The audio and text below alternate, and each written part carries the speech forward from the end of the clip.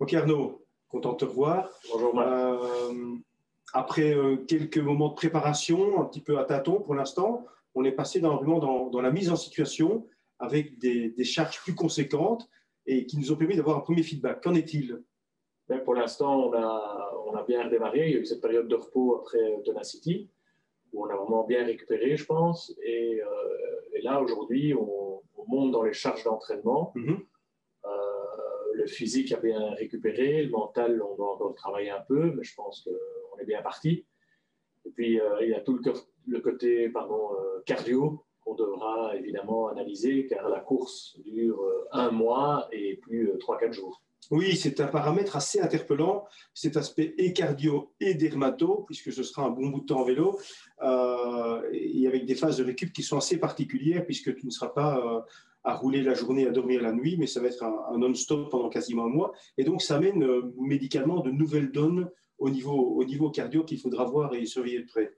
D'autres éléments, je pense à la nutrition.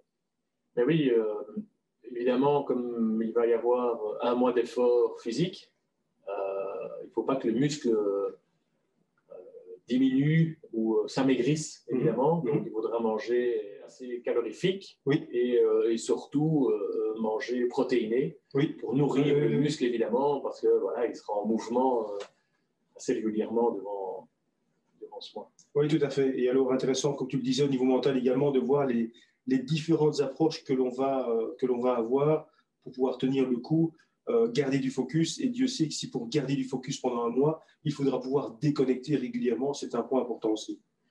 Oui, il faudra, évidemment, il faut se mettre dans sa bulle, mais je pense que dans une course ou un challenge comme celui-là, il est vraisemblablement difficile de rester pendant un mois concentré. On n'est pas fait pour rester concentré comme ça 24 heures sur 24 pendant un mois. Donc, on devra certainement travailler le côté légèreté, déconnexion, loisirs, décompression totale. Pourquoi pas prendre une bière un soir pour un peu se relaxer, de sortir de ce challenge, mais pas rester dedans pendant un mois, sinon ça va être trop long à gérer. Tout à fait, je pense que ce sera un point clé. Et c'est vrai qu'on s'en rendait compte aussi en étant maintenant tout doucement dans une phase de lancement, que quelque part c'est une véritable entreprise, parce qu'en parallèle des entraînements, du suivi médical complet, c'est toute une recherche de sponsors, d'appui financier et même de quête de sens dans la démarche au travers du mouvement vers l'Europe ou le climat. Voilà, c'est qu'on veut donner un sens évidemment au challenge. Donc on travaille pour l'instant avec l'Europe, voir un axe ou l'autre où ils pourraient nous accompagner, que ce soit le calcul de la qualité de l'air, que ce soit les sportifs d'endurance un peu plus âgés. Voilà, on essaye de mettre en place comme ça un concept ou une analyse pour la scandibérique.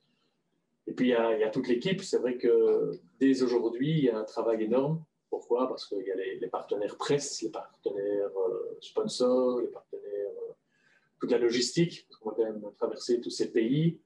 Il faut voir les routes qu'on va utiliser, comme on disait, la nutrition, les logements. Enfin, voilà, c'est vraiment un gros événement que nous mettons en place. Parfait, top.